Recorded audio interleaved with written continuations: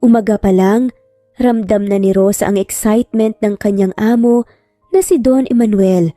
May ngiti sa labi nitong pasayaw-sayaw habang naglalakad sa hapagkainan kung saan siya naghahanda ng umagahan para rito. Mukhang masaya po kayo ngayon, Lolo Manuela. Sad nga ni Rosa. Paanong hindi? Birthday ko ngayon. Uuwi ang mga anak at apo ko mamaya. Isang maliit na ngiti na lamang ang iginawad ni Rosa sa sinabi ng Don. Alam kasi niyang madidisappoint na naman ang matanda. Happy birthday po, Don Manuel. Iyon ang kadalasang pagbati ng mga trabahante sa lupaing pagmamay-ari ng Don na masaya namang ipinagpapasalamat ng huli. Buong araw ay sabik na sabik ang Don, ngunit pagdating ng gabi, katulad ng kadalasang nangyayari, naghintay na naman ang matanda sa wala. Ni isa sa 5 niyang anak at 8 apo ay wala man lang dumating sa mansyon, ni pagbati ay hindi man lang ginawa. Liligpitin ko na po ba ang handa sa lamesa, Lolo Manuel? Mamaya na, Rosa. Maghintay na muna tayo ng isa pang oras. Alam kong darating sila, lalo na ang apo kong si Miko. Nakangiting saad ni Don Manuel, ngunit bakas naman ang lungkot sa mga mata nito. Nakaramdam na naman ng pagkahabag ang dalaga para sa matanda. Si Don Ignacio ang pinakamayaman sa buong probinsya ng La Vida. Pag-aari kasi nito ang halos lahat ng malalaking lupain.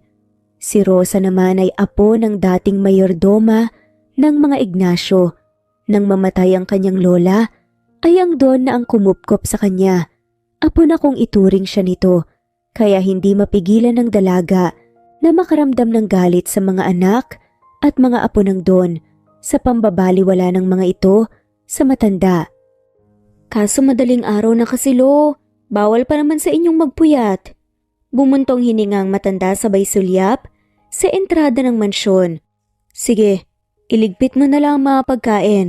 Malungkot na pinagmasdan ni Rosa si Don Emanuel na walang ganang tumayo at bagsak ang mga balikat nitong pumanhik sa sariling kwarto. Kinabukasan, maagang gumising si Rosa upang paglutuan ng Don ng paborito nitong ulam. Malungkot kasi ang matanda kagabi, kaya gusto niyang pagaanin kahit papaano ang loob nito. Lo, papasok na ako Pagpapaalam ni Rosa bago buksan ang pinto ng kwarto ng Don. Pagpasok ng dalaga ay bumungad agad sa kanya ang matanda na mahimbing na natutulog sa kama. Katulad ng nakasanayan ay hinawi ni Rosa ang kurtina upang makapasok ang liwanag bago gisingin ang Don. Lo, gising na po. Pinaghandaan kita ng paborito mong ulam. Lumapit si Rosa upang tapikin ito nang mahina ngunit agad na lumukob ang takot sa kanyang dibdib nang maramdaman ang lamig mula sa katawan ng matanda. Lo, bakit ang lamig mo ata? Lo, gising na po.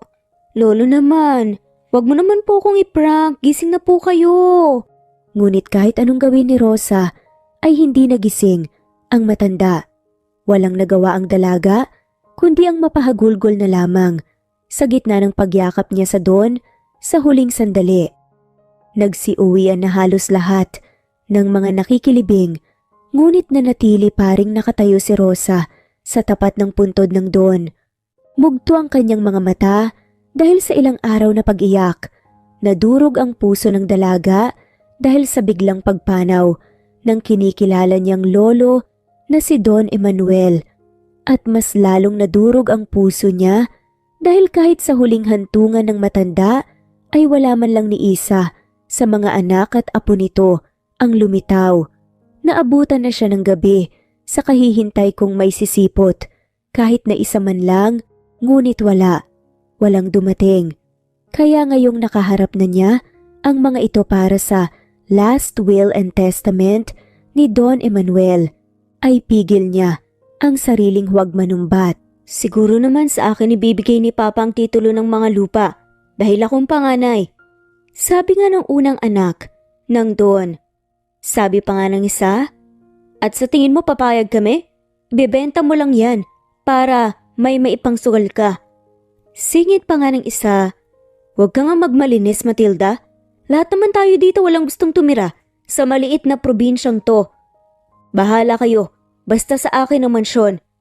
Pag-angkin naman ng pang-apat na anak ni Don Emanuel, may kinaangal naman ng iba. Sa mga narinig ay mas lalong nagliyab ang galit ni Rosa sa mga anak ng Don pati na nga sa mga apo nitong walang pakialam sa bangayan ng kanilang mga magulang. By the way, attorney, who is this woman ba? Pagpansin ng isa pa sa mga apo ng Don na maarteng nakatutok ang tingin kay Rosa na nakatayo sa isang tabi. Siya si Miss Rosa Alvarez, apo ng dating mayordoma ng mga Ignacio na kinupkop ni Don Manuel. Sad nga ni attorney. So, apo ka pala ni Manang Roseng. Taas kilay na saad naman ni Mirna, ang pang-apat sa magkakapatid. What is she doing here, attorney? Diba this is only exclusive for the family members? Singit ng isang anak ng Don na si Matilda. Well, kasama kasi si Miss Alvarez sa last will and testament ni Don Emanuel, kaya dapat lang na nandito siya. Paglilinaw ng abogado dahilan upang umani ng samot-saring pagtutol.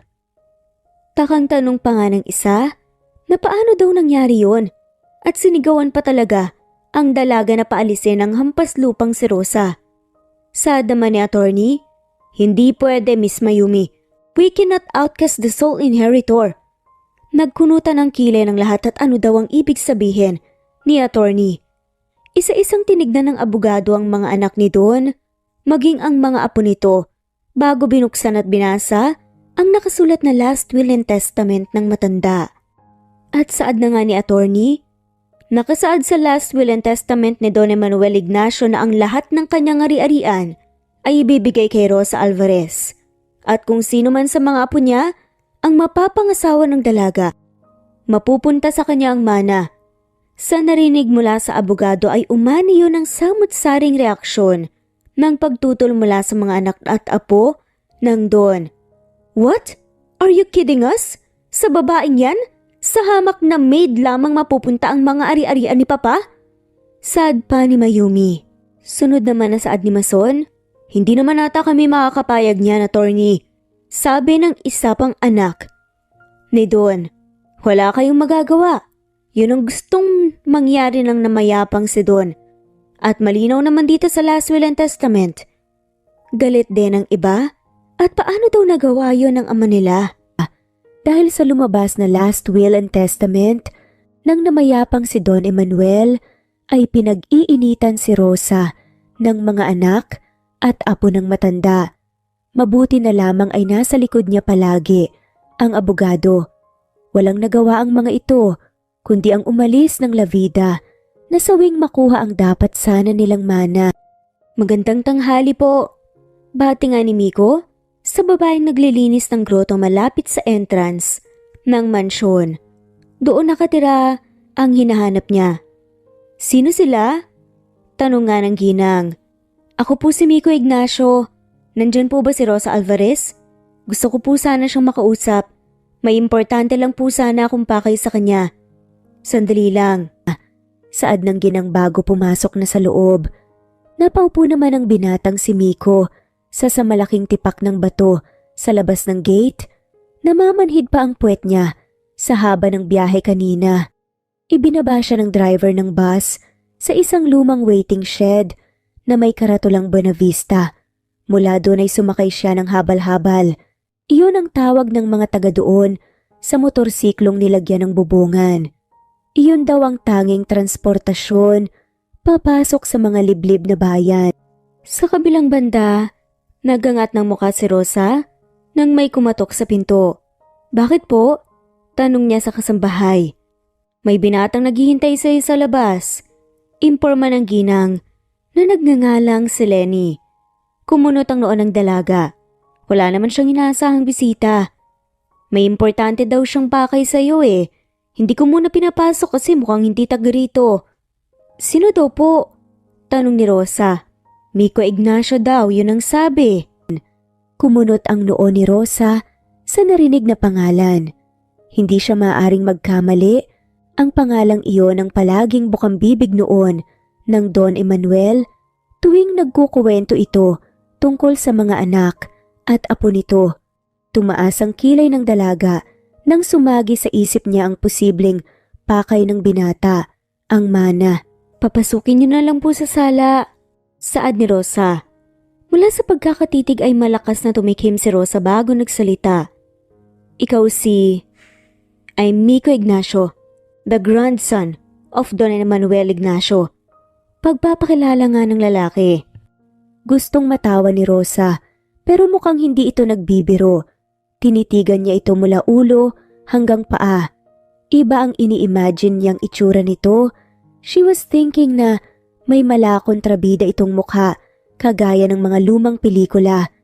Simple lang din ang suot nito para sa isang sikat na Hollywood actor na palaging ibinibida ng Don sa kanya noon.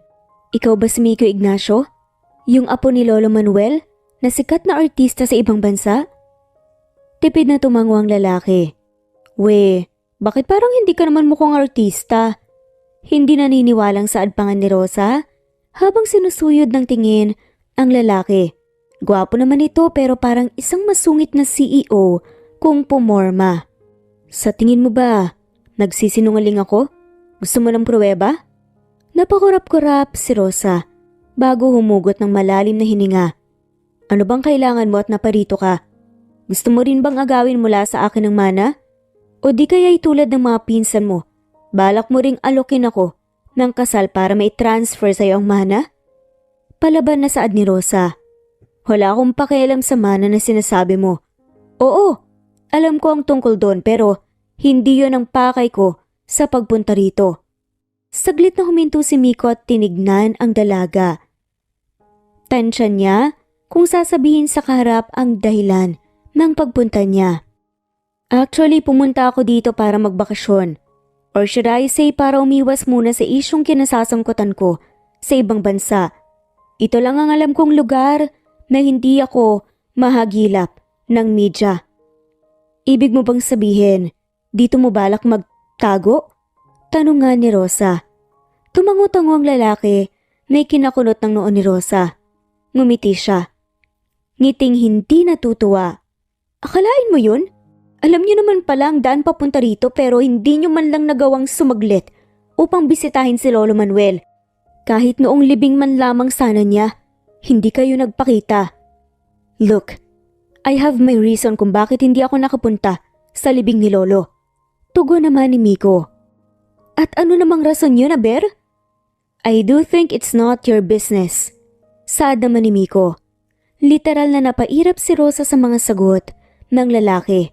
Masyado itong seryoso at straightforward kung magsalita. Sisiguraduhin mo lang na pagbabakasyon ng pakay mo rito baka kasi katulad ng mga pinsan mong lalaki ay may balak ka ring akitin ako. Napatawa ng bahagya si Miko. You are not totally my type, so you don't have to worry. Napasinghap si Rosa at nanlilisik ang mga matang tinuro ang sariling muka. Hoy, maganda ako ah. Hindi man kasing ganda ng mga babaeng nakasalamuha mo sa ibang bansa. May maganda pa rin tong taglay. Gandang Pilipina to, oy. Nagkibit balikat na lamang si Miko. Sabay sabing, sabi mo eh. Ha? Nakakapikon yung ugali mo ah. Nonchalant ka, boy. Akala ko ba gusto mong mamalagi dito? Yes. Do I need to please you para lang patirhin ako dito ng pansamantala? Matapang na saad naman ni Miko. Okay, fine. Dahil apo ka naman ni Lolo Manuel at kahit papaano ay may karapatan ka rin naman. Papayagan kitang magtago rito pero wag mong subukan na akitin ako dahil hindi rin ako basta-basta maaakit sa'yo. As what I've said, you are not my type, Miss Alvarez. Pag-uulit naman ni Miko. Che, hindi rin kita type. Umalis ka na nga rito. Itanong mo na lang kay Manang Lenny kung saang kwarto ka pwedeng mamalagi. Tumango lang si Miko bago tumayo at lumapit sa ginang na abala sa kusina. Si Rosa naman ay naiwan sa sala na masama ang tingin sa binata.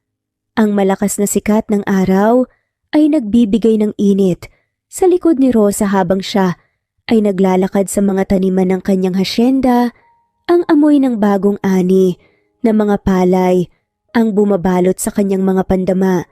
Huminto siya upang makipag-usap sa mga magsasaka. Mukhang marami ang inaani natin ngayong taon na, Mang Jerry. Kaya lang, parang medyo mabagal sa pagtubo ang mga tanim na gulay dahil sa mga insekto. Kakailanganin na ba natin ng pesticide? Tanong nga ni Rosa. Tumangot nga naman si Mang Jerry. Mukhang kakailanganin natin, iha. Hindi na kasi madadala sa natural na proseso eh. Sagot ni Mang Jerry. Habang sila ay nag-uusap, may isang lalaki ang lumitaw mula sa lilim ng isang puno ng mangga. Si Miko, nakasuot ito ng puting fitted t-shirt na pinaresa ng faded jeans with brown boots. Idagdag pa ang suot nitong cowboy hat na nagpadagdag sa kakisigan nito. Excuse me, saan ng binata medyo may pag-aalangan sa kanyang tinig? Gusto ko lang itanong kung pwede ba ako mag-apply bilang magsasaka rito? Umarko ang kilay ni Rosa sa narinig mula kay Miko. Masyado ka na bang naburiyo sa loob ng mansyon at naisipan mo pa talagang subukan ng pagsasaka? Kilala mo siya, Rosa? Tanong naman ni Mang Jerry. Oo nga pala, Mang Jerry. Si Miko, isa sa mga apo ni Lolo Manuel. Miko? Ah! Ikaw yung paboritong apo ni Mang Manuel na sikat na artista sa ibang bansa. Siya nga ho.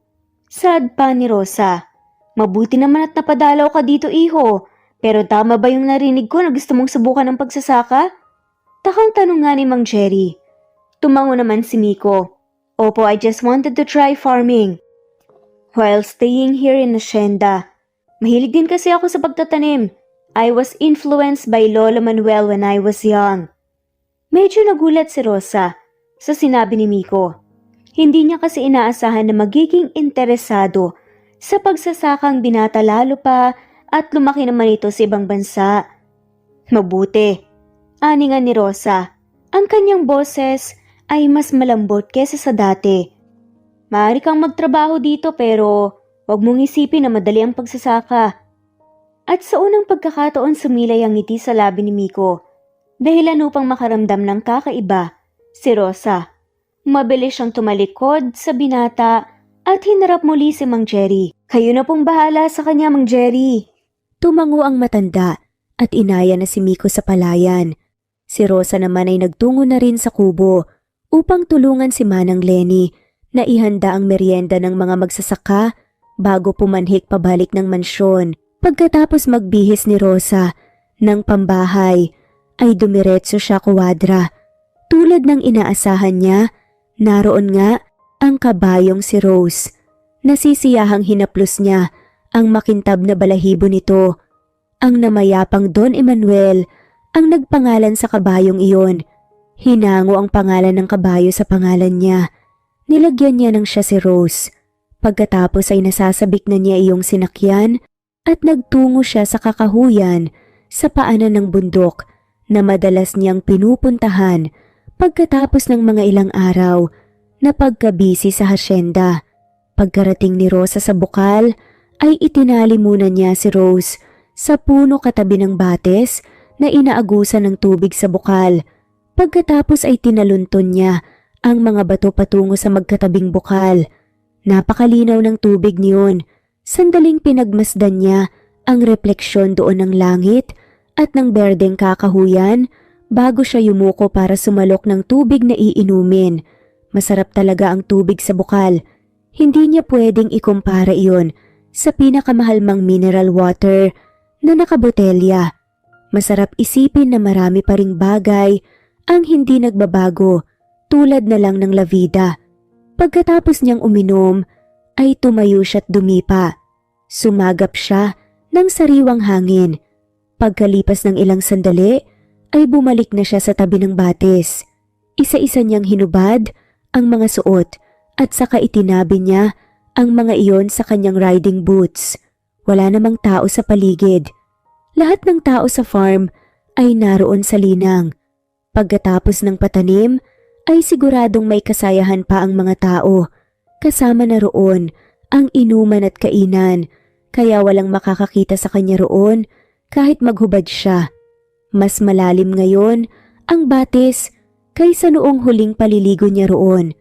Kung dati ay hanggang binti ang tubig niyon, ngayon ay halos umabot iyon sa kanyang baywang. Matagal ang tag-ulan ng nagdaang taon kaya marahil lumalim ang batis. Pinagsawa ni Rosa ang sarili sa pagtatampisaw sa tubig. Nang makita niyang malapit ng lumubog ang araw, ay umahon na siya at bumalik sa pinag-iwanan niya ng mga damit. Dadamputin na sana niya ang mga yon nang makita niya sa bunton yon ang isang matabang ahas. Nakataas ang ulo nito at nakatingin sa kanya. Hindi siya makasigaw. Hindi rin siya makagalaw dahil anumang oras ay posibleng tuklawin siya ng ahas. Nagpalingalinga siya para maghanap ng bagay na maibabato o maipanghahampas niya sa ahas. Kaya lang ay baka tuklawin siya niyon kapag kumilos siya. Ngalay na si Rosa sa bahagyang pagkakayuko pero hindi pa rin siya tumitinag sa posisyon. Naiiyak na siya nang biglang umalingaw-ngaw ang malakas na putok ng baril. Kitang-kita niya ng mangisay ang ahas habang dumudugo ang ulo niyon. Lalo siyang nasindak nang lingunin niya ang pinagmula ng balang nagligtas sa kanya. Si Miko ang nakita ni Rosa. May hawak itong air gun at titig na titig ito sa hubad na katawan niya. Umakyat yata sa ulo ang ng dugo sa katawan ng dalaga. Nahiling ni Rosa na sana ay bumuka na lang ang batuhang tinutuntungan niya at lamunin siya niyon. Nakatulala pa rin si Rosa nang lapitan siya ni Miko. Dinampot nito ang kumikisay pa ring ahas at ibinato iyon sa kasukalan. Pagkatapos ay ang mga damit naman niya ang dinampot nito at iniabot sa kanya. Magbihis ka na. Utos nga ni Miko. Mabuti na lang at hindi ito nangaasar. Sa halip ay formal ang anyo nito. Dahil kung aasarin siya ng binata, sa kalagayan niya ay baka mapaiyak siya. Kinuha ni Rosa ang kanyang mga damit at tinalikuran si Miko. Hindi siya magkandatuto sa pagmamadaling makapagbihis. Pagkatapos ay lumapit na siya sa kabayo niya. Umangkas ka na lang sa kabayo ko. Akain na lang natin ang kabayo mo. Ayaw man ni Rosa ay napilitan naman siyang tignan ng binata. Bakit? Alam ko nang natatakot ka kanina sa ahas. I think you're still in shock right now. Bakit hindi mo pa aminin sa akin? Baka hindi mo pa kayang mga bayo. Hindi inaasahan ng dalaga na makita itong tila nag-aalala sa kanya. Sa iilang pagkakataon na nagkasalubong sila sa loob ng mansyon at sa sakahan, ay mas sanay siyang iniinis ng pagiging nonchalant at straightforward nito. Hindi ko na kailangan umangkas sa'yo. Kaya ko ng sarili ko. Pero baka pagpuputol naman ni Rosa. Salamat na lang talaga, Miko. Salamat din sa pagliligtas mo sa akin sa ahas. Pero sadya atang matigas din ang ulo ng binata. Sumunod pa rin ito kay Rosa. Nakapagtataka para sa dalaga na parang sobrang concerned ni Miko sa kanya. Hinawakan siya nito sa baywang nang sasampa na sana siya sa kabayo. Inaasahan ni Rosa na iaangat nito ang katawan niya, pero hindi. Napako na lang ang mga kamay nito sa baywang niya at titig na titig ito sa kanyang mata. I can't believe what I am seeing just a minute ago. Ano bang sinasabi mo? Takang tanong ni Rosa. Ngumiti si Miko yung trademark ng ngiti nito. I think you know. Itinaas na siya ng binata. Pero bago pa man maisampa ni Rosa ang isang paa sa kabayo, ay nawalan ng panimbang si Miko, kaya tumumba sila sa damuhan. Mahigpit pa rin ang pagkakahawak ng binata sa baywang ng dalaga. Ito ang sumalo sa bigat niya. Ang hindi inaasahan ni Rosa ay nang tumama ang noo at ilong ni Miko sa kanya. Kaya hindi maiiwasang nagtagpo ang mga labi nila. Sansaglit lang na dumaiti sa mga labi ni Rosa ang mga labi ni Miko. Ngunit sa halip na lumayo ay naramdaman niyang gumalaw ang labi nito. Nanlaki ang mga mata ng dalaga sa pagkagulat. Tinitikman ng binata ang mga labi niya. Hindi na nakatiis pa si Rosa sa tentasyon. Nang lumalim ang halik nito, ay wala na siyang nagawa kundi tugunin ito.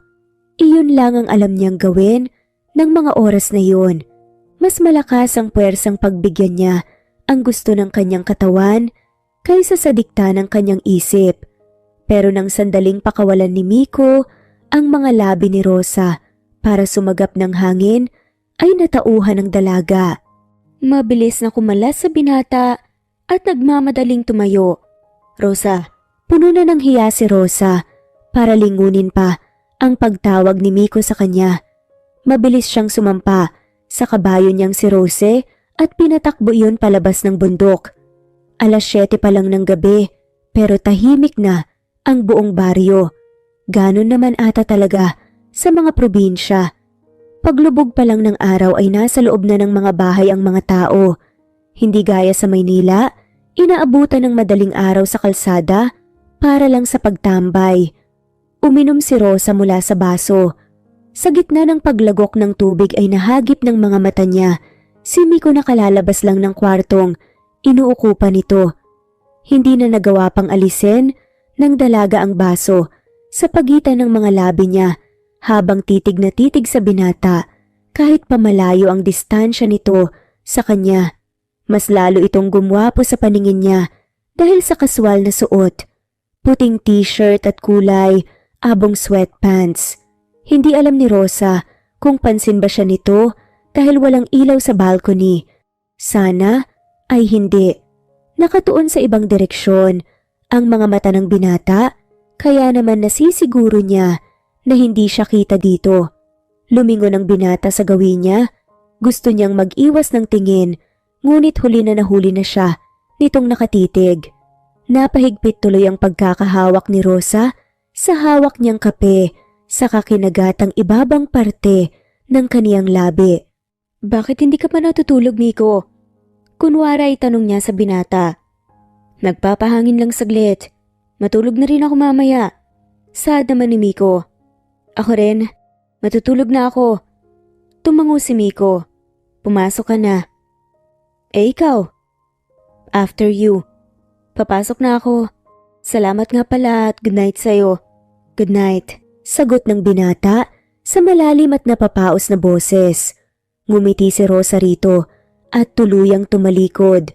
Pagkapasok ay isinara niya ang pinto at pasimpleng sumulyap sa kabilang balcony kung nasaan si Miko. Naroon pa rin ang binata, nakatayo at nakatingin sa gawin niya. Mabilis na sinirado ni Rosa ang pinto at yumuko. Tila may dagang naghahabulan sa dibdib niya. Nakakahiya ka, Rosa. Sumilip ka pa kasi. Papasok pa lang si Rosa sa kusina nang nakasalubong niya si Manang Lenny na may dalang bayong. Naroon ang mga merienda para sa mga magsasaka. Saglit na namula ang pisngi ng dalaga nang may naisip siya. Manang Lenny, ngayon niyo na po iba ihatid ang merienda sa mga magsasaka? Tanong nga ni Rosa. Oo, iha. Bakit may papabiso ka ba? Wala naman po. Gusto niyo po bang ako na pong maghahatid niyan sa sakahan? Ayos lang ba sa'yo, iha? Baka kasi makaabala pa eh. Tanong nga ni Manang Lenny. Naku, hindi po. Wala nga po akong ginagawa ngayon eh, medyo nakakabagot dito sa loob. Kaya ayos lang po na ako naman po maghahatid niyan. Bakas sa mukha ni Manang Lenny na naguguluhan ito sa inakto ni Rosa. Ngunit kalaunay tumango ang ginang at inabot sa dalaga ang hawak na bayong. Malugod naman itong tinanggap ng huli. Nagpasalamat nga rin ang matanda. Walang anuman. Wala pang 5 minuto ay nakarating na si Rosa sa bukid. Hindi na masakit ang tama ng panghapong init sa kanyang balat, kaya naman kahit nasa kalagitnaan pa ang kubo ay ayos lang nalakarin. Pagkarating ay sumilip siya sa kubo. Inaasahan niya ng marami siyang makikitang magsasaka kabilang si Miko, pero wala sila doon. Tanging si Jeff lang ang naroon. Nakatayo ito, nakatalikod habang nagpupunas ng pawis. Magandang hapon. Basag niya sa katahimikan. Mabilis na lumingon si Jeff sa gawin ni Rosa at napaayos ng tayo. Rosa, ikaw pala. Pilit na iniwasan ng dalaga ang mapatingin sa hubad na dibdib ng binata. Pasensya na sa abala. Nagdala ako ng merienda para sa mga trabahante. Ganun ba? Tulungan na kita. Tugon pa nga ni Jeff. Lumapit ang binata kay Rosa at inabot ang ilang Tupperware bago pumasok muli sa kubo. Sumunod naman ang dalaga hanggang sa loob. Nasaan ang ilang mga magsasaka? Hindi na napigilan na tanong nga ni Rosa. Nandun sila sa palayan, tinitignan ng mga palay. Nabuhayan ng loob ang dalaga. Gusto niya sanang itanong kay Jeff kung naroon ba si Miko pero hihintayin na lamang niya siguro. Baka kasi kung ano pang isipin ng kausap. Mukhang masarap itong kaldereta ah. Kumain ka na ba, Rosa? Nilingon ng dalaga si Jeff at ngumiti. Sige, kumain ka na. Mukhang hindi ka pa nakain. Tara, saluhan mo naman ako. Aya pa nga ni Jeff. Hindi sumugot si Rosa, ngunit hindi na nga siya nakatanggi pa nang pagsandukan nga ni Jeff ng mga pagkain. Heto, humarap si Jeff sa kanya at ibinigay ang plato. Ayaw sanang tanggapin ni Rosa, pero nahihiya siyang tanggihan ito. Mabuti na lang at naagapan ng mga peste, Rosa. Biglang sabi ni Mang Jerry. Hawak ang plato, mabilis na napalingon ang dalaga sa pintuan ng marinig ang boses na yun. Papasok si na Mang Jerry at ang ilang magsasaka sa kubo. Huling pumasok si Miko. Napalunok si Rosa nang makitang sa kanya nakatuon ang matatalim at madilim na mga mata ng binata. Mula sa kanya, gumapang ang mga mata nito sa likod niya. Mas lalo iyong nandilim bago muling tumingin sa dalaga. Abat, maraming pagkain, dala mo ba ang mga to, Rosa? Tanong pa ni Mang Jerry. Opo, Mang Jerry. May ginawa kasi si Manang Lenny kaya ako na po ang naghatid po ng merienda dito. Sagot nga ni Rosa nang hindi nalis ang mata kay Miko. Aba, nakakahiya naman at nagabala ka pa pero salamat. Naglakad palapit si Miko sa gawin ni Rosa. Ramdam na ramdam tuloy ng dalaga ang malakas na pintig ng puso niya na tila ba nagwawala dahil sa malamig na titig na ipinupukol ng binata sa kanya. Huminto ito sa harapan niya, salubong ang makakapal na kilay at tila ba nagtataka kung ba't siya naroon. Bahagya pa siyang tumitingala dahil sa tangkad nito. Ngumiti si Rosa, sabay angat ng hawak niyang plato. Kain tayo? Anito, at inirapan siya na tila ba iritado bago nilampasan. Tila tuloy nawalan ng gana magmerienda si Rosa habang pinagmamasdan si Miko sa isang sulok. Tahimik itong kumakain ng dala niyang pansit at kaldereta. Ayaw pa nga nitong sumandok kanina, pero nang si Mang Jerry na mismo ang mag-abot ng paper plate ay wala na rin ito nagawa.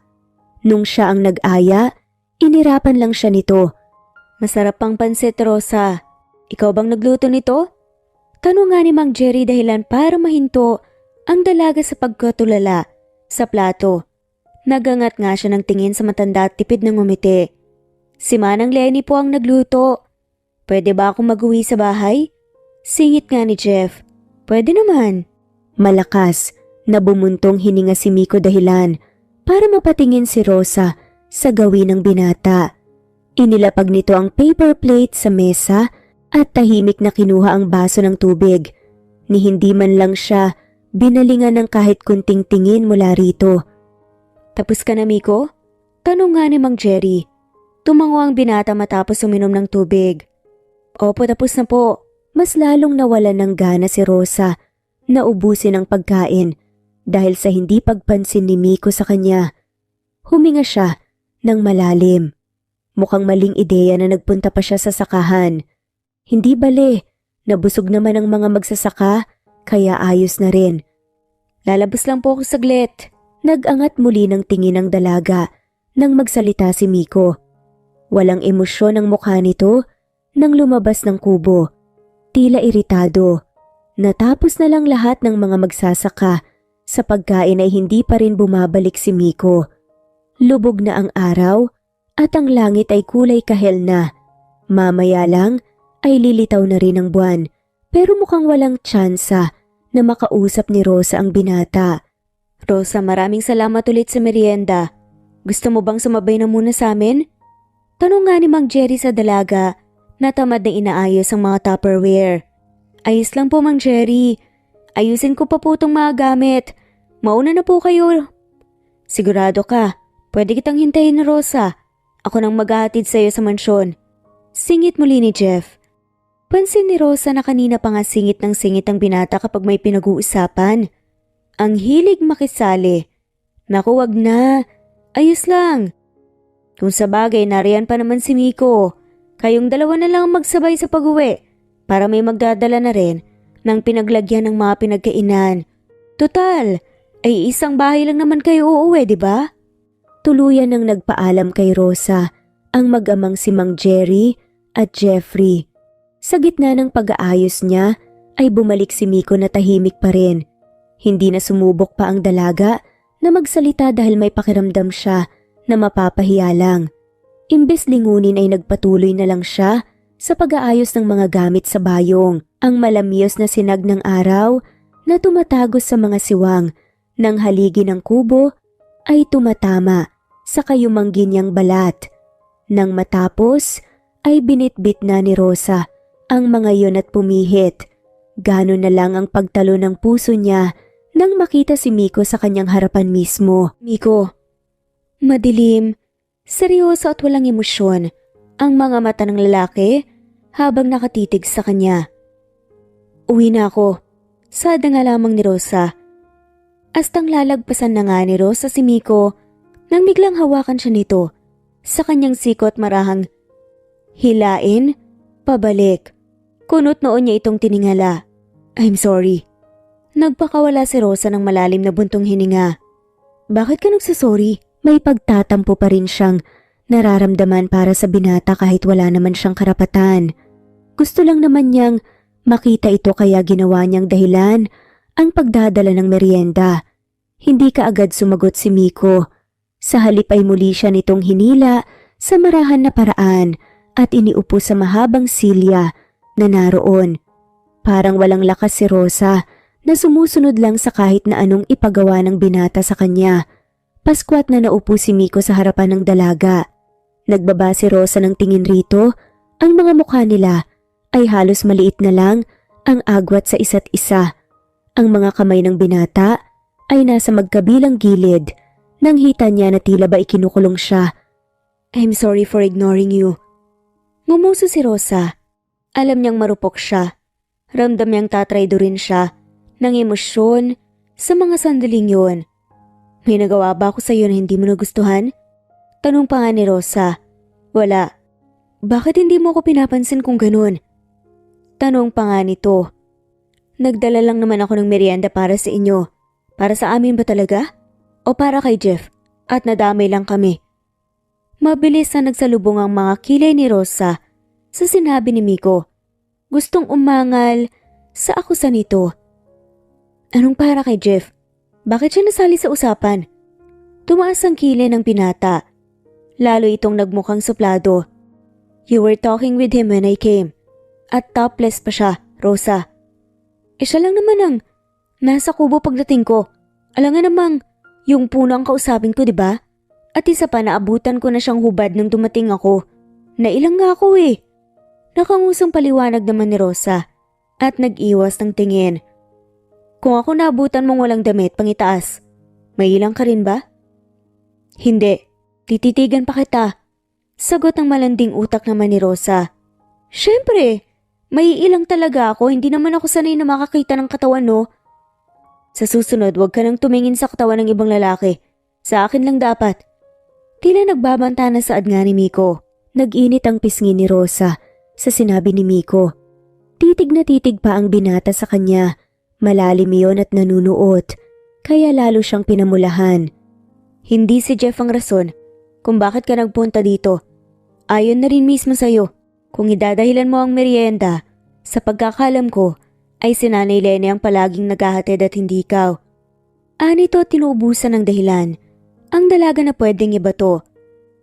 Anong totoong dahilan ha, Rosa? Nanuyo ang lalamunan ng dalaga. Mabilis ang pagkaripas ng tibok ng puso. Pakiramdam niya ay mayroong hipnotismo ang mga mata ni Miko na magiging dahilan para aminin ang totoong rason kung bakit siya naroon. Gusto ko lang talaga na akong magdala ng merienda. At makita ka. Hindi sumagot ang binata. Nanatili lang itong nakatitig sa kanya. Ang unti-unting pagtaas ng sulok ng labi nito ay hindi nakaligtas sa paningin ni Rosa. Napangumuso tuloy siya.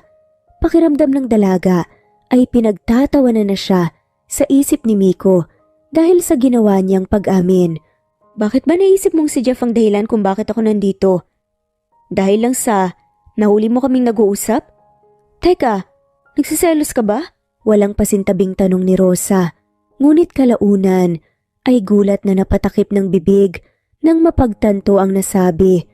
Mas lalong naging malinaw ang multo ng ngisi sa mga labi ni Miko. Bahagya pang kinagat ang ibabang parte ng mapupula nitong mga labi na parabang naaaliw sa mga sagot at reaksyon ng dalaga. What if oo?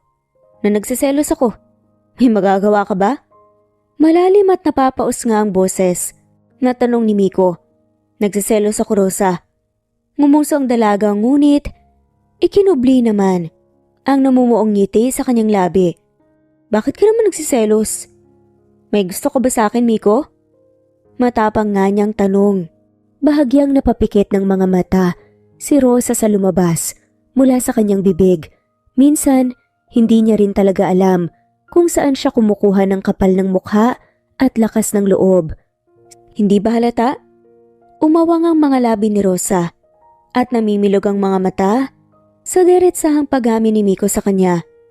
Uy, biro lang. Seryoso ako. Sad naman ni Miko. Tumango si Miko. Kung hindi pa ako halata, hayaan mo akong sabihin sa iyong diretsyo. Gusto kita. Gustong gusto kita, Rosa. Sa pagkakataong iyon, nawala ang angas ng dalaga. Nagbibiro lang naman siya, pero nakalimutan niyang seryosong tao si Miko at hindi marunong magbiro. Pag-iisipan ko muna, Miko, kung handa na ba akong makipagrelasyon. Umangat ang sulok ng labi ng binata sa katumango. Hindi naman kita minamadaling gustuhin ako pabalik. I know it takes time. Tapos na ako mag-isip. Saad bigla ni Rosa. Natawa si Miko. Itinukod ang siko sa magkabilang hita at pumangalumbaba habang pinagmamasdan siya. What's the decision then? Nanulis nga ang uso ni Rosa at bumuntong hininga. Manligaw ka muna. Ngumisi si Miko. Lalo itong gumagwapo kapag ginagawa yon. Hindi na ata magsasawa si Rosa na masilayan ang laging pagngisi ng binata. Inalis ni Miko ang pagkakapangalumbaba at nilapat sa magkabilang bahagi ng kanyang kinauupuan ang mga kamay upang dumukwang ng bahagya palapit sa kanya. Ang mga mukha nila ay literal na wala ng distansya. Manliligaw ako. Marahang bulong nga nito kahit tayo na. Maganda at maaliwalas ang pakiramdam ni Rosa kinaumagahan. Hindi niya alam kung ngingiti ba siya o babati kay Miko nang magkasalubong silang dalawa sa sala. Sobrang awkward ng pakiramdam niya. Akala niya ay sa kusina na didiretso ang binata, ngunit kinuha nito ang hawak niyang plato at inilapag yon sa ibabaw ng center table. Pasalampak itong naupo sa couch. Ang mga kamay nito ay automatikong humawak sa kamay ni Rosa at marahan siya nitong hinila palapit.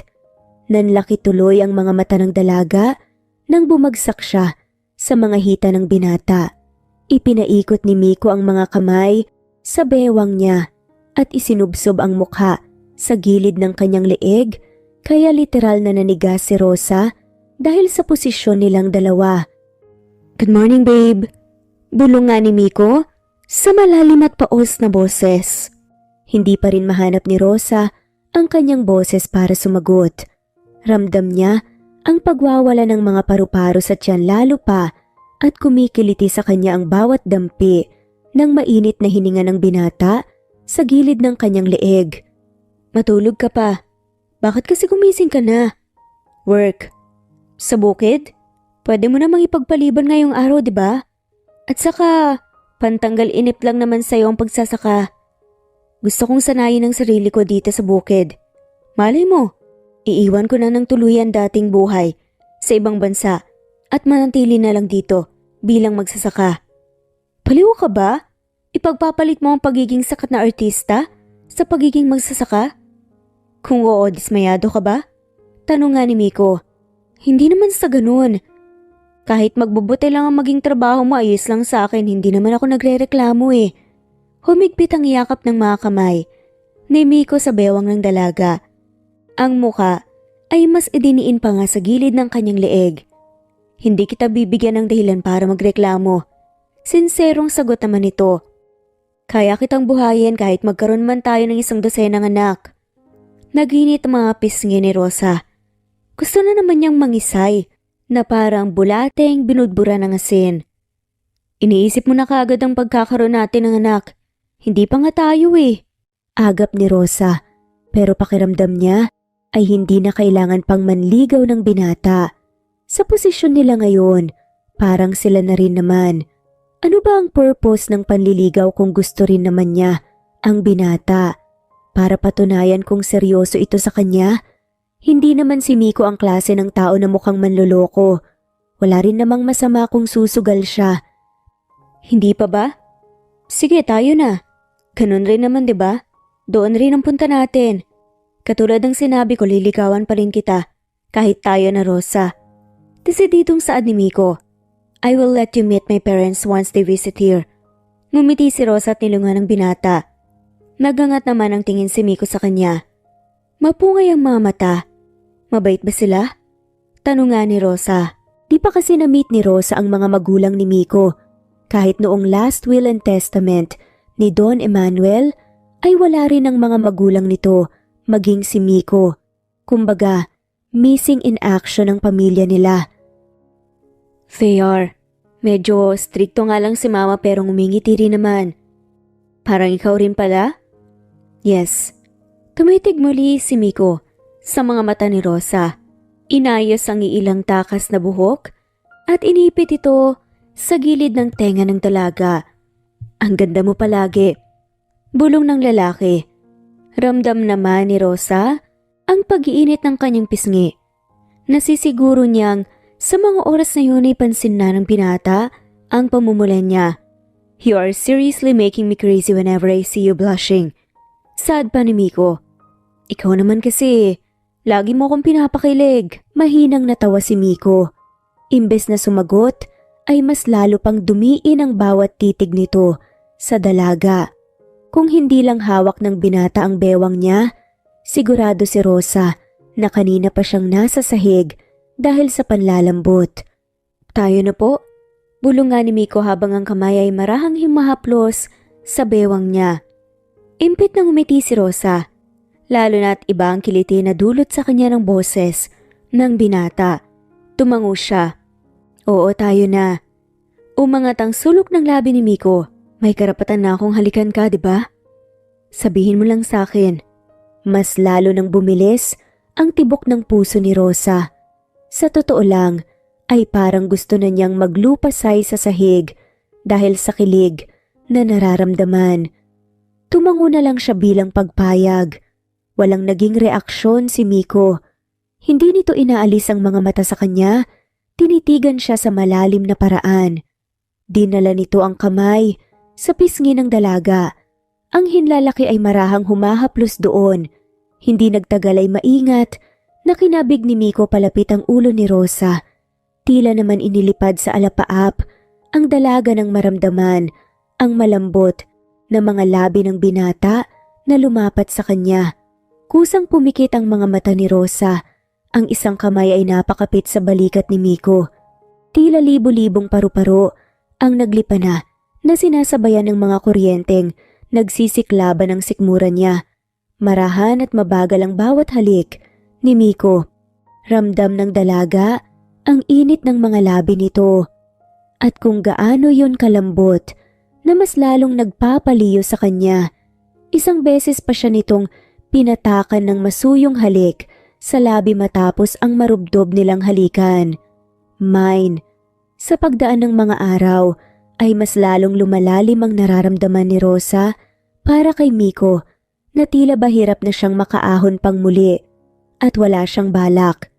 Narating ng dalaga ang kubo kasama ang mga iilang asawa at nobya ng mga magsasaka. Dala ang merienda ng mga ito na saktong dating rin ni Miko mula sa sakahan. Titig na titig ang binata sa kanya habang naglalakad sa hulihan kasama ang mga magsasaka. Ngumiti siya at kumaway rito. Inilapag niya ang dalang maliit na plastik sa ibabaw ng kahoy na mesa at pinunasan ng pawis gamit ang likod ng palad. Hi Jeffrey my loves! Dinalhan kita ng pananghalian. Medyo napaalat ang ulam pero kakainin mo naman 'di ba? Kapag hindi ka nasarapan, salamat na lang sa lahat. Sigaw ni Marisa, nobya ni Jeffrey na isa sa mga kasama ni Rosa na naghahatid ng merienda. Aba, may paghatid ka pa ng pagkain na nalalaman Marisa. May himig ng pangaasar na tono ni Mang Jerry. Malawak namang napangiti si Rosa nang huminto si Miko sa harapan niya. Nagsalubong ang makakapal nitong kilay bago siya mariing tinitigan sa mukha. Pawis na pawis ka. Sad nga ni Miko. Natawa si Rosa at gamit ang likod ng palad ay mabilis na pinahiran niya ang pawis na wala pa ring tigil sa pagtagaktak. Mabuti na lang at kahit papaano ay may hangin. Wala kasing tricycle na masakyan eh. Papunta dito kaya nilakad na lang namin. May dala pala akong tanghalian. Nasasabik na saad ni Rosa. Bumaba ang mga mata ni Miko sa plastik na naroon sa ibabaw ng mesa at pagkatapos ay nilagpasan siya nito nang walang sinasabi.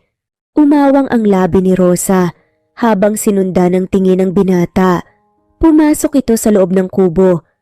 Bakit parang galit siya? May nagawa ba ako? Hindi niya ba gusto na nagpunta ako rito? Malungkot na sambit ni Rosa sa kanyang sarili. Nagbaba siya ng tingin sa mga pagkain na kanyang dala nang hahaba ang nguso. May nagawa ba akong Naputol sa pagsasalita si Rosa nang maramdaman niya ang pag-angat ng kanyang t-shirt sa likuran at ang paghaplos ng tuwalya doon. Bahagya siyang lumingon at nakita si Miko mula sa gilid ng kanyang mga mata. Marahang pinupunasan nito ng tuwalya ang likod ng dalaga na basa na rin ng pawis. Hindi ka na sana nagpunta pa. Kung alam mong wala kang masasakyan, hindi ko rin gustong nagpapatuyo ka ng pawis lang ng dahil sa akin. Muling napanguso si Rosa. Nagpipigil ng ngiti dahil sa kilig. Ayos lang naman. Saka gusto talaga kitang dalhan ng pagkain at baka wala kang baon. Sinadya kong hindi magbaon dahil gusto kong umuwi at makasama ka sa pananghalian, Rosa. Matapos ang ginawang pagpunas ni Miko sa likod niya, ay hinarap siya nito. Ang mukha naman niya ang pinunasan nito ng tuwalya. Humagikgik si Rosa. Hindi mo naman kasi sinabi. Paano kita maliligawan kung palagi mo akong inuunahan? Sad nga ni Miko. Humagalpak ng tawang dalaga. Kung hindi mo kasi naitatanong, inilapit niya ang labi sa tenga ng binata. Dati akong lalaki. Sinilip niya ang reaksyon ni Miko. Nakabusangot ang mukha at halatang hindi nagustuhan ang biro niya. Babae ka na ba ngayon? Muling humagikgik si Rosa. Oo, ginawa mo akong babae. Tumango-tango si Miko. Dumukwang ito at ginaya ang posisyon ng dalaga kanina. Ito naman ngayon ang malapit sa tenga ni Rosa at astang maibubulong. Want me to turn you into a real woman? Paano? Dadapa na ba ako? Gusto mo na ba? Iniipit ni Rosa ang buhok sa gilid ng kanyang tenga at timpit ng umiti. Ano ba, Miko? Nakakainis ka naman eh. Dalagang Pilipina kaya ako. Ngumisi ito. Nangaasar. Yes, you are. But not when you are with me. Pero hindi nga. Dadapa na ba ako mamaya? Humalakak na nga lamang si Miko. Kinabig ni Rosa sa bewang at hinila palapit. Pinataka nito nang halik sa noo ang dalaga at niyakap. Not until I marry you. Sad naman ni Miko. Nang matapos sa panananghalian ay nagpalipas lang muna sila ng ilang oras bago umuwi. Tapos na rin naman kasi ang gawain ni Miko sa bukid. Hindi na masyadong mainit ang sikat ng araw, kaya naman nilakad na lang nila ang daan pa uwi sa mansyon. Pero kahit naman mainit, ay ayos lang kay Rosa, basta ba ay kasama niya ang binata. Handa siyang magpatusta sa araw, basta para kay Miko. Alam na sa baryo ang tungkol sa relasyon nilang dalawa, maging sa mga tiyahin at tiyuhin at sa mga pinsan ni Miko ay nakarating na rin ang balitang iyon. At iisa lang ang komento ng mga ito na kailangang mag-ingat ni Rosa sa binata dahil tanging ang mana lang mula sa Don ang habol daw nito sa kanya. Ngunit nagkibit balikat lang ang dalaga. Masarap ba ang ulam na niluto ko? Medyo nagpatulong ako kay Manang Lenny. Tanong ni Rosa sa gitna ng kanilang paglalakad. Masarap sobra. Tinuon ni Rosa ang mga mata sa kalsada ng mga ngiti sa labi. Buti na lang at tinuruan na ako ni Lola kung paano magluto. Wala din namang magiging problema kung hindi ka magaling sa pagluluto. Hindi rin yun magiging dahilan para ipagpalit kita at maghanap ng iba. Tugon ni Miko sa seryosong tono. I already committed myself to you, Rosa. No shallow reasons could make me turn back on you. Huminga ng malalim si Rosa. Wala na. Hulog na talaga siya para sa binata. I hope the same thing goes with you. Oo naman. Nakakomit na rin ako sa'yo. Hindi na nga ako makapaghintay na maikasal sa'yo eh. Tumaas ang sulok ng labi ni Miko. Sa kasal nga ba talaga? O sa pagdapa? Humagikik na nga lamang si Rosa. Pwede both. Matunog nang umisi ang binata at nagpatuloy na sila sa paglalakad. Saktong pagkarating nila sa tapat ng mansyon ay ang paghinto ng isang itim na sasakyan sa tabi nila. Tiningnan niyo ni Miko, hindi binibitawan ang kamay ng dalaga. Si Rosa naman ay napatingin din doon at hindi niya alam kung bakit bumundol ang kaba sa kanyang puso. Bumukas ang pintuan sa passenger side. Bumaba ang mga mata niya sa semento nang makita ang pag-apak ng maputi at makinis na mga paa doon na babalutan ng mga ito ng tila mamahaling high heels. Nag-angat siya ng mga mata. Bumungad sa kanila ang babaeng sa tingin ni Rosa ay nasa middle 42. Nagtama ang mga mata nila nung babae. Tinitigan siya nito na para bang sinusuri ang kanyang buong pagkatao. Hindi nagtagal at itinuon ng sopistikadang ginang ang tingin kay Miko. Miko, kalmado ang boses. Nabigkas nito. Mama? Tawag ni Miko sa ginang. Gustong bawiin ni Rosa ang kamay mula sa pagkakahawak ng binata. Ngunit nang subukan niya ay mas lalo lang nitong hinigpitan ang pagkakahawak. Titig na titig ang ginang sa mga mata ni Miko. Tila ba mayroon silang pinag-uusapan sa isip nila. Iyong sila lang ang pwedeng makakaalam.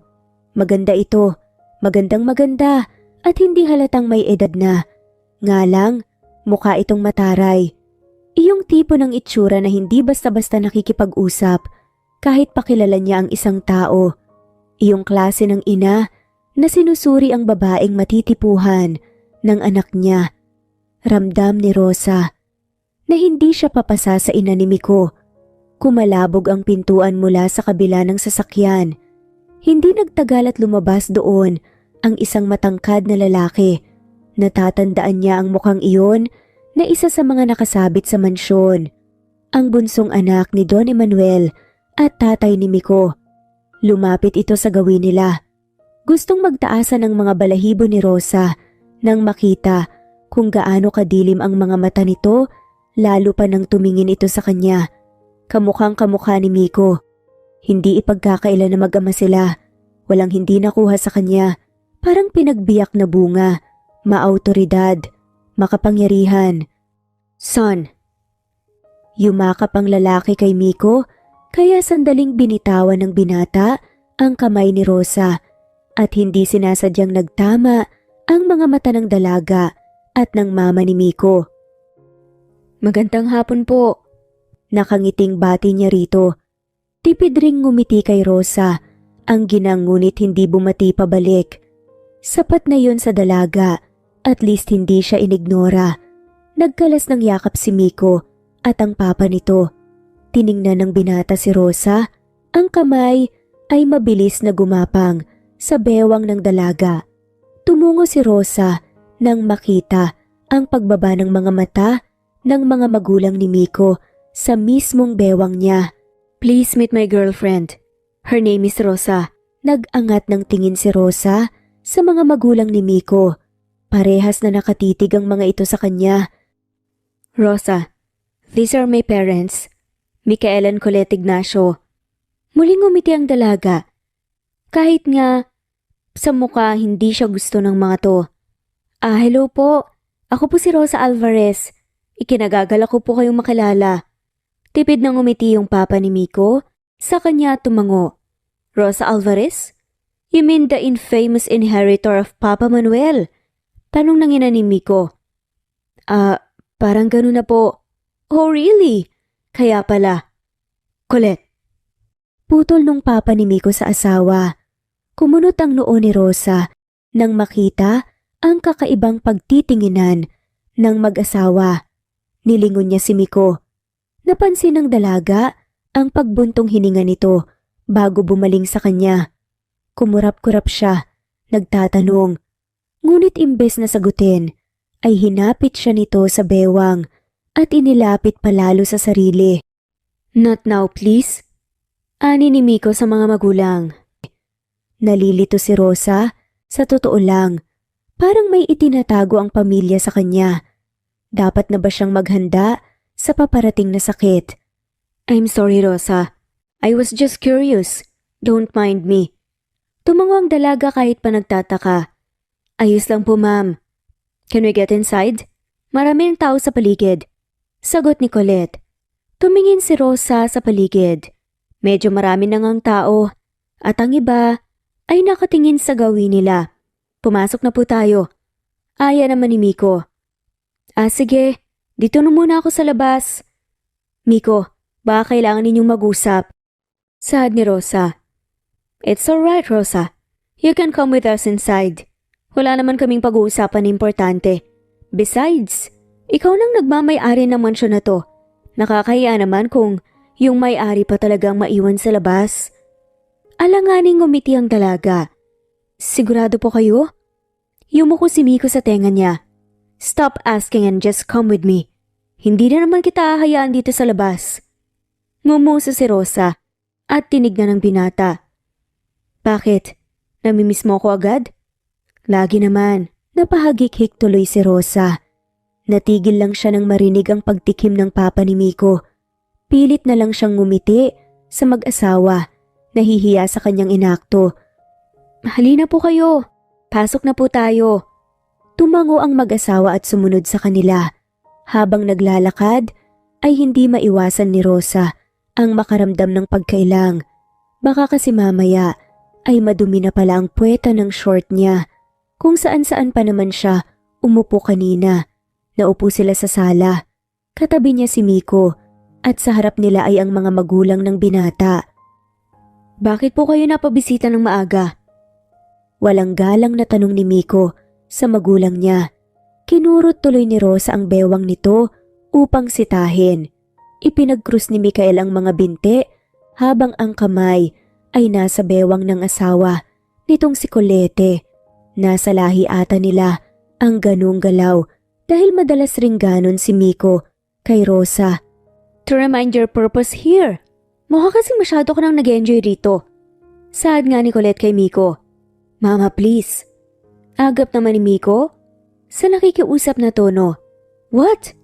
Our wedding anniversary is already approaching, son. Hindi mo naman siguro nakalimutan ang napagkasundoan natin, hindi ba? Bumuntong hininga si Miko. Sinulyapan pa ang katabing si Rosa na nakatungo lamang.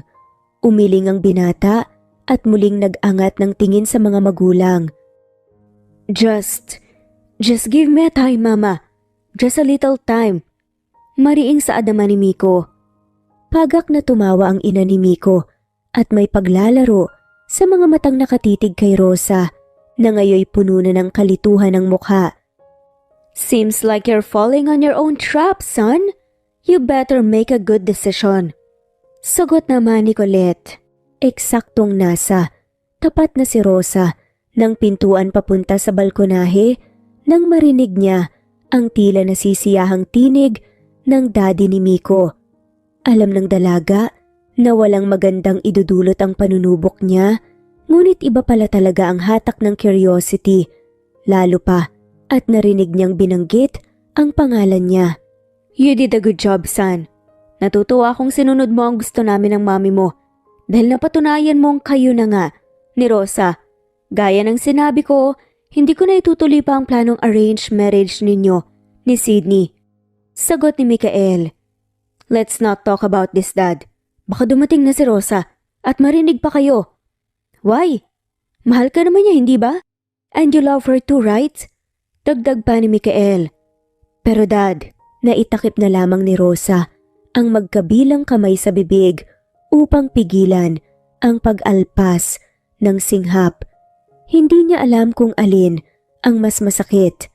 Iyong narinig niyang utos lang pala ng magulang ni Miko ang lahat o iyong hindi maamin ni Miko sa daddy nito na mahal siya nito. Ano ang ibig nitong sabihin? Na walang totoo sa mga sinabi nito at niloko lang siya nito? Para saan? Para sa mana. The pain in her heart clouded all the reasoning in her mind. Hindi na siya makapag-isip ng tama dahil mas nakatutok ang pansin niya sa sakit na nararamdaman niya. The thought of Miko lying and betraying her was too much to bear. Walang ingay na nilisan niya ang mansyon. Mabuti na lang at eksaktong may dumaang na habal-habal.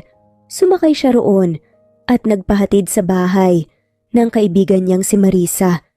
Right now, hindi niya muna kayang harapin si Miko at baka kung ano pa ang masabi niya rito. Rosa, please, answer my calls. I'm worried. Why did you leave all of a sudden? Narinig mo ba ang pag-uusap namin? Paki-explain mo. Mag-explain ako. I'm sorry if you thought that I'm betraying you. Please answer my calls, Rosa. It's okay if you won't talk to me. I just want to know if you're okay. I love you. Ilan lang yun sa mga sunod-sunod na text messages ni Miko sa kanya. Hindi pa rin maampat ang pagtulo ng mga luha ni Rosa habang binabasa ang mga iyon. Halos ito na ang sumakop sa inbox ng cellphone niya. Sa totoo lang, she longed to be in Miko's arms right now. His arms were her safe haven. Pero hindi rin niya magawa dahil natatakot siyang makaharap ang binata. Natatakot siyang tuluyan nang magwakas ang relasyon nila kapag kinumpirma nito ang lahat ng narinig niya. Muli ay wala siyang nireplyan sa mga text ni Miko. Lumabas na siya ng silid at pumunta sa sala. Naroon si Marisa. Nanonood ito ng pelikula. Umupo siya sa tabi nito at nanatiling nakatitig sa telebisyon. Kahit hindi niya tinitingnan ang kaibigan, ay nararamdaman niya ang pagtitig ni Marisa sa kanya. Marahil ay inaalam nito kung okay lang ang pakiramdam niya. Hindi ako suicidal, Marisa. Saad niya at nakatutok nga ang mga mata sa screen ng TV. Sorry, Rosa. Kagabi pa nasa labas ang bahay si Miko. Hindi ko lang sinabi sa iyo dahil ayaw niyang ipaalam. Hindi umimik si Rosa, kaya napabuntong hininga si Marisa at ngumiti subalit tabingi ang pagkakangiti nito. Marahil ang akala nito ay galit siya. Kagabi pa siya nandyan at kahit anong pilit kong paalisin ayaw naman niya eh. Hiniling nga din niya na wag kong sabihin sa iyo at hayaan kitang magpahinga. Ang sabi pa niya, gusto lang niyang makatiyak na ligtas ka. Saad nga ni Marisa. Marahang pinahid ni Rosa ang mga luha sa kariyang mga pisngi na hindi niya namalayang tumutulo na. Ang akala niya ay ubos na yon, ngunit nagkamali siya. Ginagap ni Marisa ang kamay niya bago iyon marahang pinisil. Rosa, mas mabuti kung mag-usap kayong dalawa. Wala akong alam kung anong dahilan ng hindi pagkakaintindihan ninyo. Pero ang alam ko lang, mahal ng lalaking nasa labas ngayon. Ang nasa harap ko ngayon. Talk to him. Saad naman ni Rosa, hindi muna ngayon. Magulo pa ang isip ko. Magulo pa ang puso ko. Huwag mo lang isasara ang puso mo sa kanya, Rosa. Base sa mga kwento mo sa akin tungkol kay Miko, alam kong mabuti siyang tao. Kaya nga nahulog ka sa kanya. Kapag handa ka na saka mo siya harapin. Tinanguan ni Rosa ang kaibigan. Salamat, Marisa. Tinapik siya nito sa balikat. Para ka namang others. Pwede mo bang sabihin sa kanya na bumalik na lang siya bukas? Pakiusap ni Rosa kay Marisa. Nagliwanag ang mukha ni Marisa sa sinabi ni Rosa. Sure, basta para sa inyo. Kaagad na bumaba ng sasakyan si Miko nang bumukas ang pinto ng bahay ni Marisa sa pag-aakalang si Rosa iyon. Agad na bumalot ang disappointment sa sistema niya nang makitang hindi ang dalaga ang lumabas. Naihilamos niya ang kanyang mga kamay sa mukha niya. Wala pa siyang maayos na tulog dahil nang nagdaang gabi pa siya nasa labas ng bahay ni Marisa. Hindi siya makaalis dahil gusto niyang makatiyak na maayos ang kalagayan ni Rosa. Alam niyang labis itong nasasaktan ngayon at gusto niyang ipakita na naroon lang siya para sa dalaga. Kahit na ba alam niyang siya ang dahilan ng sakit na nararamdaman nito ngayon. Kamusta na si Rosa, Marisa? Nakahinga ng maluwag si Miko nang makita niyang ngumiti si Marisa. Alam niyang hindi ito ngingiti ng ganoon kapag may hindi magandang nangyari kay Rosa. Ayos lang naman siya. Ang sabi niya, sabihin ko raw sa'yo na umuwi ka muna. Sad nga ni Marisa. Pero magdadahilan pa nga sana si Miko, pero pinutol nga ni Marisa ang sasabihin niya. At bumalik bukas. Kakausapin ka niya. Hayaan mo muna kasi siya ngayon, Miko. Magulo pa ang isip niya. Minsan talaga kailangan din nating mapag-isa para mas makapag-isip ng maayos, diba? Rosa needs that. Sagot nga ni Marisa. Napatingin si Miko sa ikalawang palapag ng bahay sa pag-aasam na makita man lang kahit anino ni Rosa. Napabuga siya ng hangin at muling binalingan si Marisa. Okay, thank you. Marisa, ikaw nang bahala sa kanya. Tell her I love her. That no matter what happens, I still love her. Tumangot-tangon si Marisa. Oo na, makakaasa ka. Magtiwala ka lang, magiging okay din ang lahat at mag-ingat ka pa uwi, okay? Napukpok ni Miko ang manibela sa labis na frustration. Ang gusto niyang gawin ng mga sandaling iyon ay yakapin si Rosa at iparamdam dito na hindi pagkukunwari ang lahat, na mahal niya talaga ito, ngunit hindi naman niya magawa iyon dahil hindi siya nito kinakausap. Pagdating sa harap ng mansyon ay pinatay na niya ang makina ng sasakyan, ngunit hindi muna siya bumaba. Napabuntong hininga siya at muling tumipa ng mensahe para kay Rosa. I love you. Hindi siya nag-e-expect ng mula rito, ngunit masakit pa rin nang hindi ito sumagot kahit tuldok man lang. Napapitlag siya nang biglang tumunog ang ringing tone ng cellphone niya. Nadismaya siya nang ang pangalan ng kanyang ama ang bumungad sa kanya. What? Nakausap mo na ba si Rosa? Tugon nga ni Mr. Mikael. Hindi pa. Narinig niya ang marahas na pagbuga ng hangin ng kanyang ama sa kabilang linya. I'm sorry, anak. Don't worry. I'll talk to Rosa. Ipapaliwanag ko sa kanya ang lahat. Mariin na papikit si Miko. Pakiramdam niya ay drained na siya, subalit wala siyang pakialam. Hindi tulog ang kailangan niya para manumbalik ang enerhiyang nawala sa kanya. Si Rosa ang kailangan niya. Makita at malaman lang niyang maayos ito, ay alam niyang magiging maayos na rin siya. I love her pa. I know.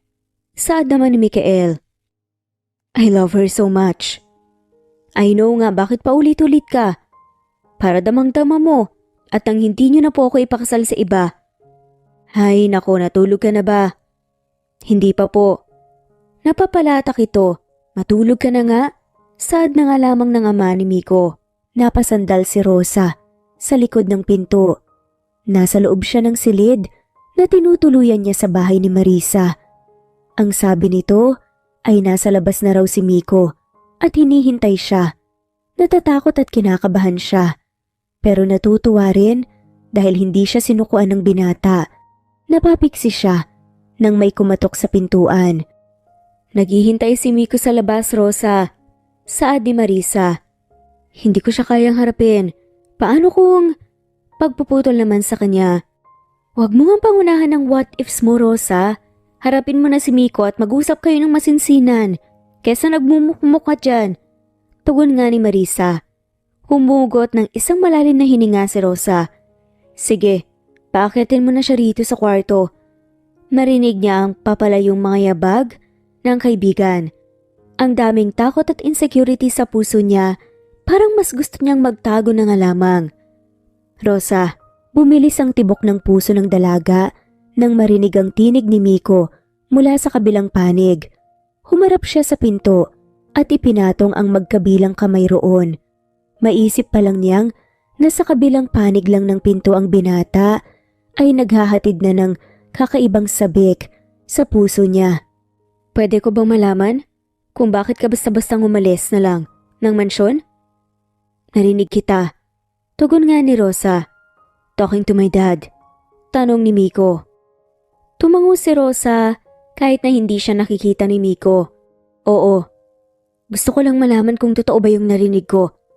Hindi ko kayang pag-isipan ka ng masama, Miko. Pero kasi, nag-uugnay lahat. Iisa lang naman kasi ang gusto ng angkan niyo, di ba? Yung pinamana ni Don Manuel sa akin na mga ari-arian at yung pera na 50 million. Sabihin mo sa akin, katulad ka lang ba ng mga pinsan mo na handa akong paibigin para lang matransfer sa'yo ang mga mana? Kinagat ni Rosa ang kanyang ibabang labi para pigilan ang pag-atpas ng higbi sa kanyang bibig. Rosa, I love you. I'll come clean right now. Yes, my parents want me to marry Sydney and I refuse. Hindi pa ako handang magpatali noon. And then nabalitaan ni na Dad ang tungkol sa'yo. Ang tungkol sa mana. Actually, wala naman talaga kaming pakialam roon because we have so much money and properties more than what Lolo Manuel had. Pero hindi gusto ni na Dad na mapunta sa mga masasakim niyang mga kapatid ang mana. That is why they come up with a plan and that involves you. Ang sabi nila, iuurong lang ang planong pagpapakasal ko kay Sydney kapag ikaw ang naging girlfriend ko. Lalo yatang nadurog ang puso ni Rosa dahil sa inamin ni Miko. Kung ganun, hindi totoong may issue ka sa ibang bansa na sinadya mo talagang mamalagi rito para paibigin ako? Pagpapanggap lang ba talaga ang lahat? No, wala akong balak na paibigin ka. Nalokohin ka. I came here to propose to you a deal. But then when I see you, iba na ang lumabas sa bibig ko. Bigla na lang na gusto ko nang manatili dito na makasama ka. Sincere na sa adimi ko. Tuluyan nang napahigbi si Rosa sa narinig niya. Hindi nga alam ang isasagot. Don't cry please. Lahat ng sinabi ko sa'yo totoo. Lahat ng ipinakita ko sa'yo ay totoo, Rosa. Mahal kita. As Miko looked at his beautiful bride, no one would know that he was nervous as hell. Ang akala niya ay hindi siya kakabahan pa, pero hayun siya. Parang hihimatayin habang hinihintay ang paglapit ni Rosa sa kanya. Pagkatapos ng halos 1 taon at kalahati ng pagiging magkasintahan nila, napagpasyahan nilang magpakasal na. Napangiti siya habang nakatingin kay Rosa na naglalakad palapit sa kanya. Kitang-kita niya ang mga luha sa mga mata nito na pilit nitong pinipigilan. But instead of sadness, he saw happiness in her eyes, and he was glad to know that he was the one giving her that certain kind of happiness. Nang makarating ito sa tabi niya, ay walang pag-aatubiling hinalikan niya ito. He missed her big time. Isang gabi niya itong hindi nakasama dahil sa pamahiin. Kung hindi pa tumikhim ang pare, ay baka hindi na niya pinakawalan pa ang mga labi nito. Pinisil niya ang kamay ng dalaga na soon to be misis niya at humarap na sa altar. Wala nang ibang lugar pa ang nais niyang pagdalhan kay Rosa kundi sa simbahan. He wanted to claim her as his. He could not wait for her to be Mrs. Miko Ignacio. I love you, Rosa. Mahinang bulong niya. Nilingon siya nito sa nanunubig na mga mata at gumuhit ang isang matapis na ngiti sa labi. I love you to Miko. Walang perpekto sa mundo, pero para kay Miko, perpekto na ang buhay niya mula nang makilala niya si Rosa. Despite the pain and uncertainty, they finally found peace in each other's arms. Finally, nakamtan na rin niya ang tanging mana na inihabilin ng kanyang Lolo Manuel at hindi ito matutumbasan ng kahit anuman. Her most beautiful flower, Rosa Alvarez, and soon to be his Mrs. Rosa Ignacio. At makalipas nga lang ang 1 taon na preparasyon, ikinasal na nga rin ng dalawa. At hindi lang yon, nagbunga pa nga ng mga cute na batang kanilang pagmamahalan, isang little Miko at isang little Rosa, na ngayon kasama nila na nag-i-spread ng kindness and love sa lahat ng makakasalamuhan nila. Dahil yun din ang naramdaman nila na binigay ng Panginoon sa kanila. Ang mana na nakuha nila mula sa lolo ni Miko ay mas pinalago pa at itinulong din sa mga nangangailangan dahil alam nila na yun ang gusto ng kanilang lolo. At dito na nga po nagtatapos ang kwentong pagmamahalan ni Miko at Rosa. Maraming salamat po sa lahat ng mga walang sawang sumusubaybay at shoutout po sa mga sumusunod.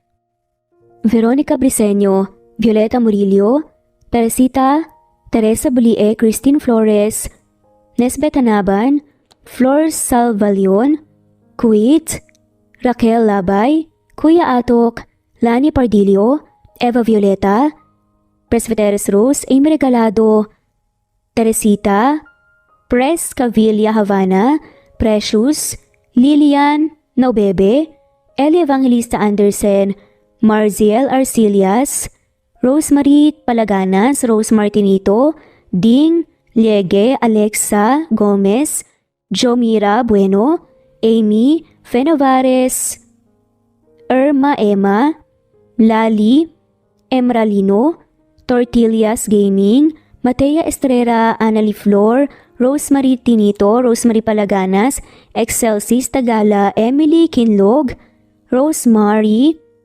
MM, Penning Escal, Neri Cabangon, Lucia Baldo, Rosemary Vasquez, Londono Villas, Faye, Rosemary, Angelo, Vicky Adlaon, Mercy Villantes, Rezeline Unday, Allen, Ace, Nino Regidor, Jeyo Cadtec, Escapades Matilda, Irma Valerio, Agustina Aniceto, Cecilia Alvior, Naitan Canada, Lily Roda Barcial, Eli Ramirez, Doris Day Pangan, Lynn Lee of Macau, Reyes, Rebecca Tezuka, Noel Macero, Rizalina Credo, Mitchie Karch, Romel Carion, Juliet Panlilio, Lynn, Merlilyn Zenny Marion, Benoni Anya Lucas from Bacolod City, Merlina Aparata, Annalyn Nantes, Flordette, Lorena Utod, Faye, Anita Hernando, Rochan Rodriguez, Not Green Fox, Carmelita Mendoza, Marilyn Babula, Berry, Liliano Bebe, Presbyteros Rose, Medel Talon, Jane, Lani Pardillo, Marlene Kayanan, Leonisa Azotes, D. Marie Ramos, Araceli, Lilio Saria, Miras Channel, Raquel Epe, Gina Tutor, Jane, Hartley, Sunshine Sotalbo, Maricel Cabigon, Merlin Baroza, Gina Marayo, Merlin Rodel Obejero, Hans, Cecilia Comoda, Tahani Vlog, Merlin, Kuya Atok, Maria Merly Brogada, Marilu Kabantak, Filipina, Aileen Mercedita San Jose, Lovina Galang, Lilian Teresita de Jesus, Monina Aviles, Yula Pedrona, Romana Gorospe, Rosemary Vasquez, Marley Lazaraga, Leonisa Azotes, Jocelyn Tancinco, Estelita Mahia, Ding Lege, Marisa de los Reyes Arroyo, Leia Paul Vinar, Steve the Music, Rain, Presbiteros Rose, Ostonalito, Alexa Ani, Matea Estrera Agustina, Onaba Cogin, Jessica Vargas, Celine, Merlilin Baroza, Annie Hoson, Elimana Lili, Mercy Villantes, Eli Evangelista Anderson, Eli Bitasolo of Italy, Ann Mariano, Fredelisa de Guzman, Carmencita Falcon, Merlin Bravo, Cecilia Ramos, Evangeline Zamora, Edralina Gatchoan, Marites Nitura, Agustina Niceto, Marian, Ann Aliflor, Lily Roda Barcial, Alma Ebdao, Minda Tandok, Flores, Melinda Sano, Thelma Mora, Juliet Panlilio, Edna, Elvie, Delia, Fenavares, Sally Lariano, London Villas, Danica Selga, Lani Pardillo, Teresita Schmid, Charlie, Nora Bell Evans, Roger, Lloyda Salon, Bella, Nelly Ortiz, Mary Rose Carillo Jesusa, Enday Samante, Enday Lebra, Yolanda Tejida, Honey Villasenor, Tessie, Marichan, Ann Mariano, Wilma Guzman, Gabrielio, Liu, Maria Rica Natividad, Melanie Juan, Anita Hernando, Teresita Arevalo, Raquel Magno, Carmencita Falcon, Flordet, Nat Greenfax, Luz Templo Nuevo, Teresita Schmid, Flor Cabrera, Virginia Salazar, Luz Templo Nuevo, Leia, Madeline Tagle, Wilma Villafuerte, Isaac Ablon, Menchita de Belen, Federico, Mercy Edrosolo, Fe, Adamson Machas, Quinciano Ebas, Eli Ramirez Elizabeth Gilas, Harem Ruhi, Julius Edna Romero, Charlie Angelina Samia, Emma Gadiano, Rosemary Vasquez, Lisa, Estelita Mahia, Elvi Candontol, Corazon Danke of University of Eastern Philippines University, Teresita, Neil Bacolor, Evangeline Zamora, Charlie Jane Clemente, Susan Upaga, Susan Rodrigo, Fred Deliza de Guzman, Juby Hernandez, Helen Murillo, Edarlina Fahil, Rosie, Juliet Kaday, Kuya Atok, Betty Losnong, Crescen, Susana, Tessie Rumbawa, Lovina Galang, Aida Jurado, Emily Kinlog, Mirna Hamero, Liz Berito, Gabrielio, Juan Spotify, Imelda Fortes of Columbus City, Larry Malapaya, Dance, Remy's Life Official, Ellie Evangelist Anderson, Choi, Ri, Jasmine Baya, Jerowina Aquino, Emeguba, Marilyn Babula, Shane Villarmino, Beth Sardina, Gabriel, Nino Regidor, Mel Abrogar, Rosemary Vasquez at shoutout na rin po sa lahat ng mga walang sawang sumusubaybay. Maraming salamat po. Veronica Briseño, Violeta Murillo, Teresita, Teresa Bulie, Christine Flores, Nesbeth Hanaban, Flor Salvalion, Kuwait, Raquel Labay, Kuya Atok, Lani Pardillo, Eva Violeta, Presbiteros Rose, Amy Regalado, Teresita, Res Cavilla Havana, Precious, Lilian Nobebe, Eli Evangelista Anderson, Marziel Arcilias, Rosemary Palaganas, Rose Martinito, Ding Lege Alexa Gomez, Jomira Bueno, Amy Fenavares, Irma Emma, Lali Emralino, Tortillas Gaming, Matea Estrera, Annalie Flor, Rosemary Tinito, Rosemary Palaganas, Excelsis Tagala, Emily Kinlog, Rosemary, MM, Penning Escal, Neri Cabangon, Lucia Baldo, Rosemary Vasquez, Londono Villas, Faye, Rosemary, Angelo, Vicky Adlaon, Mercy Villantes, Rezeline Unday, Allen, Ace, Nino Regidor, Jeyo Cadtec, Escapades Matilda, Irma Valerio, Agustina Aniceto, Cecilia Alvior, Naitan Canada, Lily Roda Barcial, Eli Ramirez, Doris Day Pangan, Lynn Lee of Macau, Reyes, Rebecca Tezuka, Noel Macero, Rizalina Credo, Mitchie Karch, Romel Carion, Juliet Panlilio, Lynn, Merlilyn Zenny Marion, Wenoni Anya Lucas from Bacolod City, Merlina Aparata, Annalyn Nantes, Flordette, Lorena Utod, Faye, Anita Fernando, Roach Ann Rodriguez, at shoutout na rin po sa lahat ng mga walang sawang sumusubaybay. Maraming salamat po.